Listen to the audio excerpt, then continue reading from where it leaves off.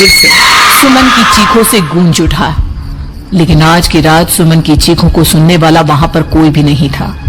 अगर वहां पर कोई मौजूद था तो बस हरिया, जो कि अब एक भेड़िए में बदल चुका था। सुमन के बालों को पकड़कर घसीटते हुए वो जंगल के बीचों बीच एक जगह पर ले जा रहा था। अगली सुबह गांव में। अरे भाई, पता नहीं क्या बात है, अपने गांव का हरिया किसान और उसकी पत्नी सुमन दोनों गायब हैं। दोनों का कोई अता पता नहीं। अरे कैसी बातें कर रहे हो भाई, ये कब हुआ है? अरे पूरे गांव में खबर फैली पड़ी है। कल रात को दोनों खेत की तरफ जा रहे थे, लेकिन लौटकर आए ही नहीं। तो हो सकता है अपने खेत पर होंगे। पूरा गांव ढूंढ कर आया है भाई। जानते हो क्या मिला वहाँ पर? क्या हुआ भाई, क्या मिला? बताओ हमें, क्या मिला? अरे हरिया की पत्नी सुमन के कपड़े पड़े हुए थे। शरीर का एक एक कपड़ा फटा हुआ झोपड़ी के बाहर पड़ा था, लेकिन दोनों पति पत्नी का कोई पता ठिकाना नहीं था। अरे भाई, लेकिन उसका जो दोस्त है ना रामू किसान, उससे पता करके आते हैं ना। अब तक तो दोनों साथ ही घर पर पहुंचते हैं। रामू अपने घर के बाहर बैठकर हुक्का पी रहा था। आज सारे के सारे लोग टोली बनाकर मेरे घर क्यों आ रहे हैं? क्या कोई मर गया क्या भाई? अरे कैसी बातें कर रहे हो?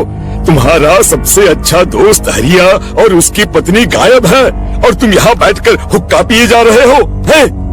रामू ने अजीब सी नजरों से उन सब गांव वालों की तरफ देखा, जिसकी वजह से वो लोग एक बार के लिए डर गए। गायब है? अरे गायब नहीं है, मुक्ति मिल गई है। उन दोनों को मुक्ति मिली है। इस दुनिया में आकर हर इंसान पाप करता है और उसे उसके पापों के लिए मुक्ति मिलना बहुत जरूरी है। अरे ये कैसी बहकी बहकी बातें कर रहे हो भाई, हैं? और इसका चेहरा अजीब सा क्यों लग रहा है? लगता है दोस्त के मरने का गम बैठ गया है, पागल हो गया है शायद ये पागल। ये बात सुनते ही रामू चीख कर जोर से चिल्लाते हुए कहता है, पागल मैं नहीं हूँ, पागल तुम सब हो। और ये शैतानी जंगल अब तुम में से किसी को नहीं छोड़ने वाला, सबको खा जाएगा। याद रखना मेरी बात। शैतानी जंगल? कैसा शैतानी जंगल? लगता है रामू पागल हो चुका है। हमें यहाँ से चलना चाहिए भाई, चलो चलो चलो। तभी रामू की पत्नी बाहर आती है। नहीं नहीं, आप लोग इनकी बात का बुरा मत मानिए।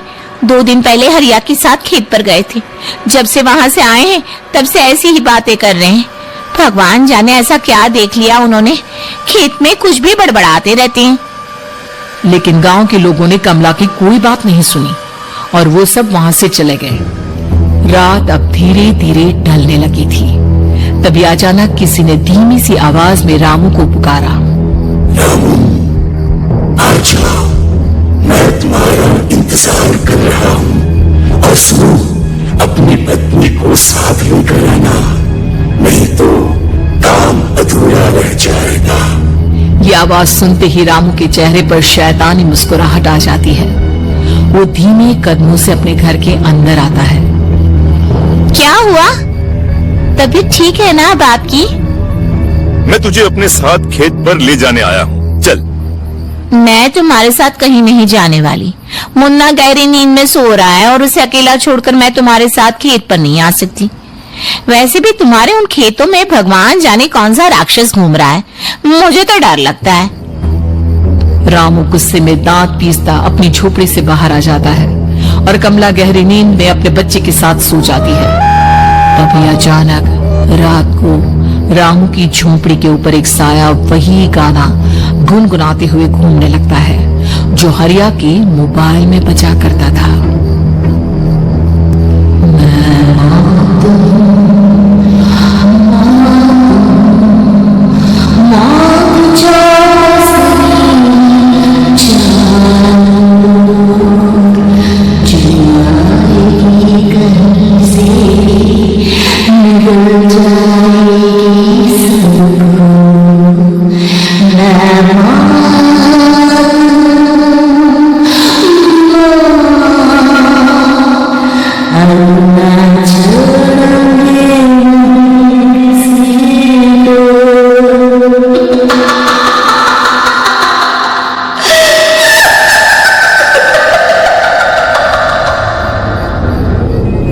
ये आवाज सुनकर रामू की पत्नी कमला की आंख खुलती है और वो देखती है कि उसका मुन्ना अपनी जगह से गायब था। कमला चीखते हुए बाहर दौड़ कर आती है। वहां पर उसने देखा कि रामू ने अपने बच्चे को झोपड़ी के बाहर एक पेड़ से उल्टा लटकाया हुआ था और उसका बच्चा चीख चीख कर रो रहा था। वहीं दूसरी तरफ एक साया बच्चे के ठीक नीचे आग जलाकर उसके चारों तरफ हैवानों की तरफ नाच रहा था। छोड़ दो मेरे बच्चे को। अरे क्या कर रहे हो तुम? शर्म नहीं आती तुम्हें अपने ही बच्चे को इस तरह मौत के हवाले करते हुए? अपना बच्चा? किसने कहा ये मेरा बच्चा है? अरे ये तो उस रामू की औलाद है, इस गांव के किसान रामू की, और मेरी दुश्मनी इस गांव के हर इंसान के साथ है। क्या कैसी बात कर रहे हो तुम? और ये औरत कौन है? ये मेरे बच्चे को खा जाएगी। तभी अचानक से उस साया ने एक बेहद खतरनाक दिखने वाली औरत का रूप ले लिया और उसकी आंखों से आग निकल रही थी। सही पहचाना तूने, मैं तेरे बच्चे को खा जाऊंगी। अगर तू अपनी इस हैवान के रामू के साथ जंगल नहीं आई तो मैं तेरे बच्चे को खा जाऊंगी। लेकिन क्यों? आखिर क्या चाहते हो तुम मुझसे? मुझे जंगल क्यों ले जाना चाहती हो? औरत बुरी तरह से ठहाके मार मार कर जोर जोर से हंसने लगी और साथ में रामू भी। ये तो तुझे वहाँ चलने के बाद ही पता चलेगा ना। अगर तू नहीं आई तो थोड़ी देर में तेरा ये बच्चा आग में जलकर मर जाएगा। चल जल्दी। नहीं नहीं, मेरे बच्चे को छोड़ दो। तुम जहाँ कहोगे मैं तुम्हारे साथ चलने के लिए तैयार हूँ। और उसके बाद उस बच्चे को झोपड़ी में लिटाकर आगे आगे वो साया चल रहा था और उसके पीछे पीछे रामू अपनी पत्नी के बाल पकड़कर उसे घसीटते हुए जंगल की तरफ ले गया। जंगल में जाने के बाद कितनी खूबसूरत हो तुम, ये कर दो। कमला ने डर की वजह से अपनी दोनों आंखें कसकर बंद कर ली थी। रामू ने बुरी तरह से चीख कर कमला से कहा, आंखें खोलो अपनी और मेरी तरफ देखो।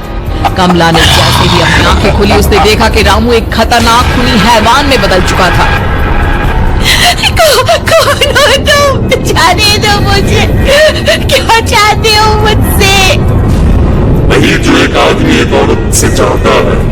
मैं तुम्हारा पति रामू नहीं बल्कि इस जंगल का एक भेड़िया, और आज की रात तुम्हारे खून से अपनी प्यास बुझा जाऊं।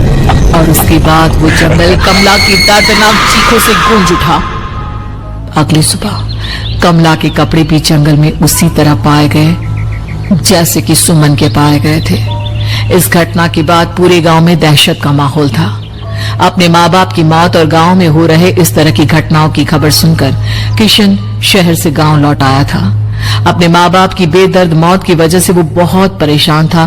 तभी अचानक उसे अपने घर में खाट के नीचे पड़ा हुआ वो मोबाइल फोन मिला जो उसने अपने पापा हरिया को गिफ्ट किया था। अरे कितने प्यार से पापा के लिए मोबाइल फोन लेकर आया था, इसे एक दिन भी काम में नहीं ले पाए। और आखिर कौन है जो गांव में इस तरह की हत्याएं कर रहा है? क्या है इन सब के पीछे? क्या है? मुझे पता करना ही होगा, वरना एक दिन पूरा का पूरा गांव खाली हो जाएगा। इस गांव में एक भी जिंदा इंसान नहीं बचेगा। गांव के लोगों की मदद करने के इरादे से किशन अपने गांव से दूर एक दूसरे गांव में बहुत बड़े तांत्रिक के पास मिलने के लिए गया।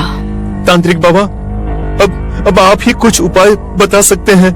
भगवान जाने हमारे गांव को किसकी नजर लग गई है। नजर नहीं लगी है, किसी ने तुम्हारे गांव को बद्दुआ दी है। किसी सताई हुई आत्मा का प्रकोप है और अब वो पूरे गांव में किसी को नहीं छोड़ेगी जब तक उसकी आत्मा को शांति नहीं मिल जाती। अरे लेकिन ऐसा कौन है बाबा? किसकी आत्मा है और कैसे मिलेगी उसे शांति? मौत है, मौत कहीं से भी आएगी और सबको निगल जाएगी। इससे बचने का सिर्फ एक ही उपाय है, लेकिन उस उपाय को करना आसान नहीं होगा।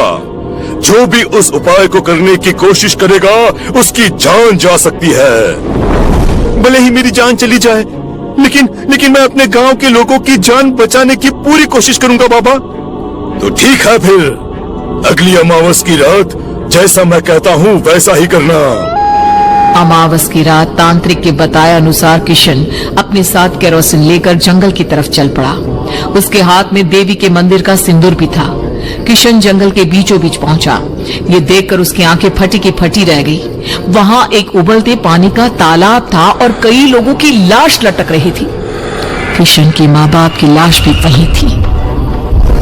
माँ, बापू, क्या हो गया? ये क्या हो गया? तभी वहां पर एक औरत और आदमी आते हैं। उन्हें देखकर किशन चौंक जाता है। गोपाल काका, आपकी तो 5 साल पहले मौत हो गई थी। और निर्मला काकी, आप? हाँ, मौत तो हो गई थी, लेकिन तुम ये नहीं जानते कि हमारी मौत कैसे हुई थी। क्या कहना चाहते हैं आप? कुछ नहीं, बस ये जान लो कि अब इस गांव में कोई जिंदा नहीं बचेगा। लेकिन क्यों काकी? क्योंकि 5 साल पहले इन गांव वालों ने मुझे डायन बताकर पत्थर मार मार के मार डाला। मेरी कोई गलती नहीं थी। गांव का एक बच्चा क्या लापता हुआ, सारा इल्जाम मेरी पत्नी पे डाल दिया। और जब मैंने निर्मला की जान बचाने की कोशिश की तो मुझे भी मार डाला। आपके साथ ये बहुत गलत हुआ काकी, लेकिन आप जो कर रहे हैं वो भी सही नहीं है ना? तुम यहाँ से चले जाओ, वरना तुम भी नहीं बचोगे। हमारी आत्मा पिछले 5 साल से मुक्ति के लिए भटक रही है। चले जाओ यहाँ से। मौका देखकर किशन सिंदूर उन दोनों के ऊपर डाल देता है। उनका शरीर जलने लगे, दोनों जल जाते हैं। किशन अपने माँ बाप और दूसरी लाशों का अंतिम संस्कार करवाता है और अपने घर लौट आता है। लेकिन वो अभी भी इस बात से अनजान है कि मोबाइल अभी भी बज रहा था।